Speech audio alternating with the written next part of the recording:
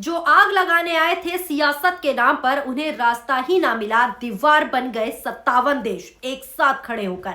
यह बात हैरानी की नहीं है दोस्तों, क्योंकि यह बात एकदम सच है। क्योंकि ईरान पर हमले की तैयारी में अमेरिका को बहुत बड़ा झटका लगा है। जिस वक्त मिडिल ईस्ट में युद्ध के बादल मंडरा रहे थे, ठीक उसी वक्त ईरान के समर्थन में 57 देशों का नैतिक और कूटनीतिक मोर्चा एक साथ खड़ा हो गया। सबसे बड़ा झटका दोस्तों तब लगा जब अमेरिका को हमला करने के लिए जरूरी मिलिट्री बेस और एयर स्पेस ही नहीं मिल पाया।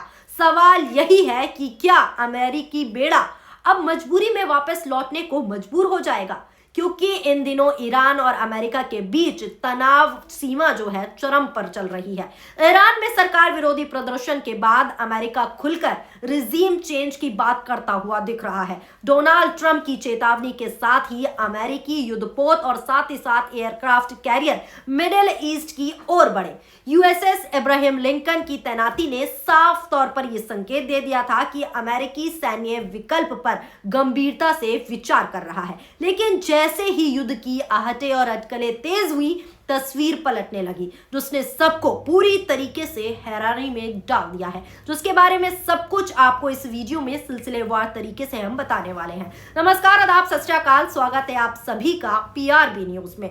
संयुक्त अरब अमीरात ने सबसे पहले ये साफ तौर पर साफ कर दिया है कि वो ईरान के खिलाफ किसी भी हमले के लिए ना तो अपना एयर स्पेस देगा, न जमीन और ना ही समुद्री सीमा। इसके बाद सऊदी अरब और कतर ने भी निजी तौर पर अमेरिका को यही संदेश दे दिया है। यह वही देश है जो दशकों से अमेरिका के रणनीतिक साझेदारी रहे हैं और जहां अमेरिका सैन्य अड्डे मौजूद हैं। लेकिन इस बार इन देशों ने युद्ध से थोड़ी दूरी बना ली है। दूरी बनाते हुए क्षेत्रीय स्थिरता को प्राथमिकता दी है। यह फैसला अमेरिका के लिए बहुत बड़ा झटका इसलिए भी है क्योंकि ईरान पर हमले की रणनीति जो है इन्हीं खाड़ी देशों के बेस और हवाई रास्तों पर पूरी तरीके से टिकी हुई थी। सऊदी अरब का एयर स्पेस बंद होना मतलब अमेरिकी बमवर्षकों को लंबा और महंगा रास्ता अपनाना।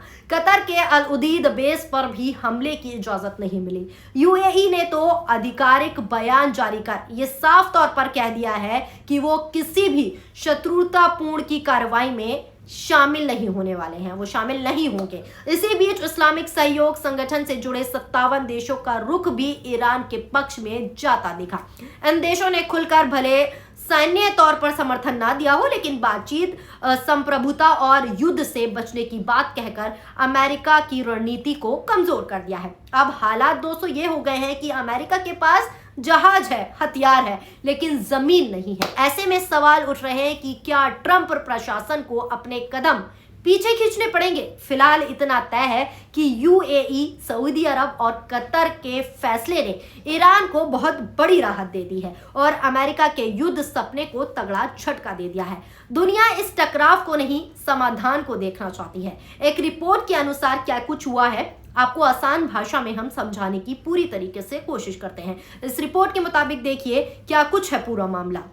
रिपोर्ट्स की माने तो ईरान पर अमेरिकी हमले की आशंका के बीच संयुक्त अरब अमीरात ने बड़ा बयान दिया है। अबू धाबी ने साफ तौर पर कहा है कि वो ईरान के खिलाफ किसी भी हमले के लिए अपने एयर स्पेस इलाके या फिर समुद्री सीमा का इस्तेमाल नहीं होने देंगे, यानी स्पष्ट तौर पर साफ रूप से उन्होंने मना कर दिया है। यूएई के विदेश मंत्रालय ने अपने बयान में तटस्थ स्थिरता और क्षेत्रीय स्थिरता के प्रति अपनी प्रतिबद्धता को फिर से दोहराया। यूएई का बयान ऐसे समय पर आया है दोस्तों जब ईरान पर सैन्य कार्रवाई की संभावना को लेकर अटकलें बनी हुई हैं। अमेरिकी राष्ट्रपति डोनाल्ड ट्रंप ने पिछले सप्ताह ही साफ तौर पर बड़ा बयान देते हुए कहा था कि एक बड़ा बेड़ा मिडिल ईस्ट की तरफ बढ़ रहा है, लेकिन उन्हें उम्मीद है कि इसका जो है इस्तेमाल नहीं किया जाएगा। मिडिल ईस्ट में पहुंचा एयरक्राफ्ट कैरियर। इस बीच अमेरिकी सेंट्रल कमांड ने बताया कि विमान वाहक पोत USS Abraham Lincoln middle east क्षेत्र में तैनात कर दिया गया है। सोमवार को यह स्ट्राइक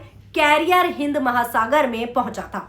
इस कदम से नई अटकलें लगाई जा रही थी कि अमेरिकी राष्ट्रपति डोनाल्ड ट्रंप ईरान पर जो है हमले के आदेश दे सकते हैं। बढ़ते तनाव के बीच यूएई के विदेश मंत्रालय ने कहा कि उसका मानना है कि बातचीत, तनाव कम करना, अंतर्राष्ट्रीय कानून का पालन करना और देश की संप्रभुता का सम्मान करना मौजूदा संकट से निपटने के लिए सबसे प्रभावी आधार है।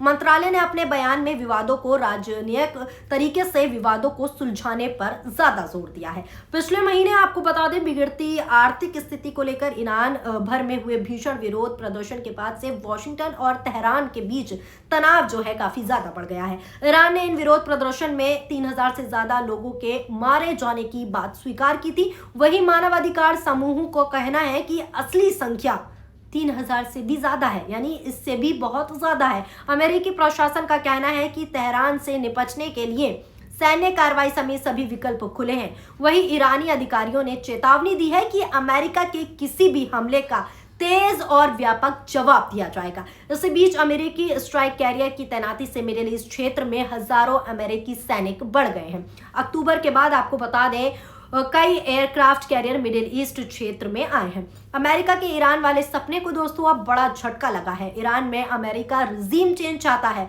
वो खेमेनाई की सत्ता को पूरी तरीके से उखाड़ फेंकना चाहता है। वो नहीं चाहता कि ईरान न्यूक्लियर पावर वाला देश बने। ऐसे में अमेरिका ईरान पर अटैक का प्लान कर रहा है, मगर अमेरिका के इसी सपने को अब बड़ा झटका लगा है। जी हाँ, 3 मुस्लिम देशों ने डोनाल्ड ट्रंप की उम्मीदों पर पूरी तरीके से पानी फेर दिया है। यूएई, सऊदी अरब और कतर ने प्राइवेट तौर पर कहा है कि वो अमेरिका को ईरान पर हमला करने के लिए अपने बेस या एयर स्पेस का इस्तेमाल नहीं करने देंगे। इस तरह से एक तरह से देखा जाए तो तीनों देश ने ईरान के लिए ढाल बनकर काम किया है। सऊदी अरब, कतर और यूएई डोनाल्ड ट्रंप की उम्मीदों को पूरा झटका दे दिया है। पूरे तरीके से ये तीनों मुस्लिम देश ईरान के लिए एक सेफ्टी ब्रिज बन गए हैं और सेफ्टी ब्रिज की तरह काम कर रहे हैं। अब तस्वीर दोस्तों बिल्कुल साफ है।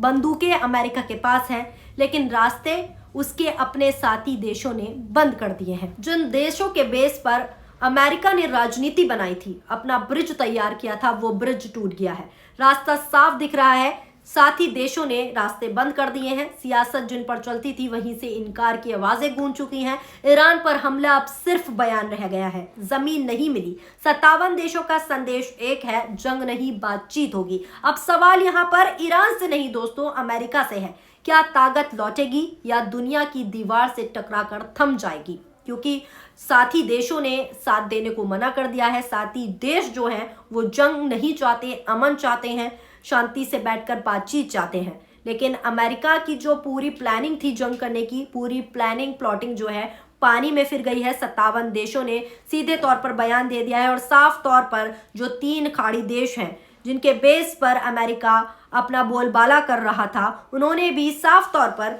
चाहे डायरेक्ट वे में बयान नहीं दिया, लेकिन साफ कह दिया है कि हम ये चीज़ें नहीं देंगे जिसके बेस पर ये जंग होनी है। तो कहीं ना कहीं जो देश हैं, खाड़ी देश, उन्होंने कदम पीछे हटा लिए हैं, जिसकी वजह से अमेरिका को बड़ा झटका लगा है। अब अमेरिका आगे क्या करने वाला है ये तो देखने वाली बात होगी। फिलहाल आप इस खबर को कैसे देखते हैं, अपनी राय कमेंट बॉक्स में कमेंट के जरिए जरूर बताइएगा। और क्या जो खाड़ी देशों ने फैसला लिया है एक कदम पीछे हटने का, उसको आप किस नजरिए से देख रहे हैं, इस पर भी आप अपनी प्रतिक्रिया जरूर दीजिएगा।